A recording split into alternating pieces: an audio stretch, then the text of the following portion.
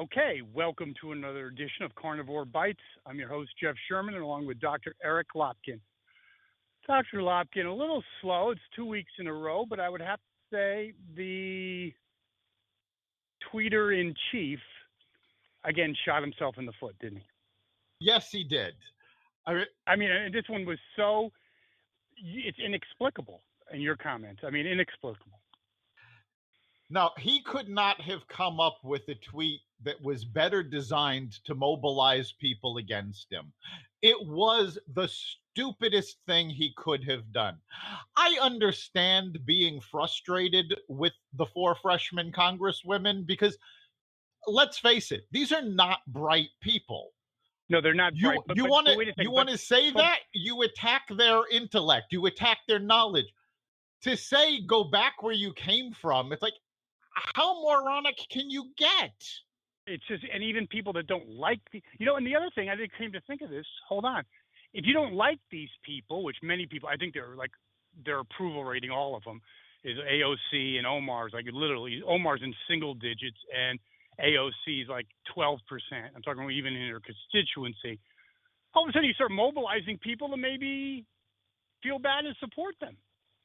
Exactly. I mean, their approval ratings are pretty low, but that's what I'm saying. Yeah. This is giving them sympathy. People now go, oh, well, wait a minute. We can't allow them to be treated this way. Agreed. So, and you talk about like being completely tone deaf politically. It's just, you got to just shake your head and say, why? Like, what are you doing? And even if you have attacked Omar, you could say, okay, you go, because you could say go back to your own country because she hates America, but the other 4 or 3, it's pretty bizarre. Lumping the 4 of them together, yes, they don't know what they're doing. They're causing more damage than they're doing. And good. Actually, that would be valid points. Right. And that's what and they don't know what they're doing. That's fine. What you say about them.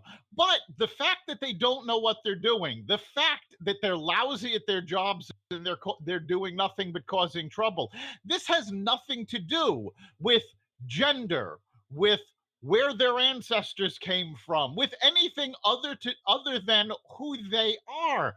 Why muddy the waters with a stupid comment like go back where you came from? Well, yep, I agree. The key question, though, Dr. Lopkin, is does this have legs politically? I'm not that sure about that. Well, I mean, the House did pass a resolution against it. The fact that they were able to get everybody together to do this. I mean, remember, Pelosi's arm of the party and these 4 have been basically at war with each other. And Trump managed to unite them. Yeah, it was really bad. It might have legs, don't know, but very dumb. The other thing that's an interesting thing politically is the economy.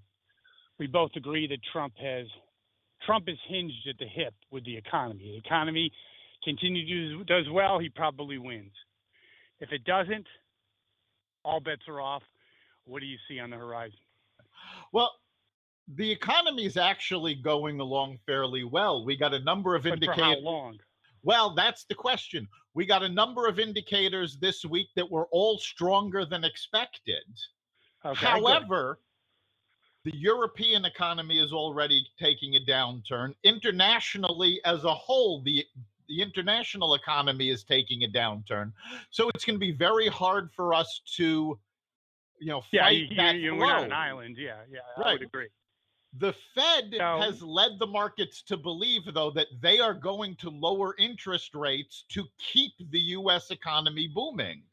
So we'll see what happens, because if they intervene and actually start lowering, and I think, the estimates say, they might lower once this year, they might lower as much as 3 times this year. Personally, I don't think they're going to lower more than once.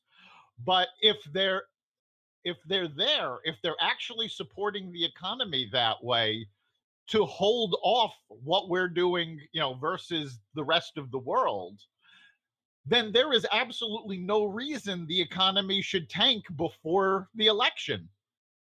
We hope not. We'll see. But We'll see how it all unfolds, but you do agree. In fact, yeah, they're definitely tied at the hip, but I actually heard a prediction this morning from someone on CNBC who was saying they expect the economy to keep booming for another 5 to 10 years.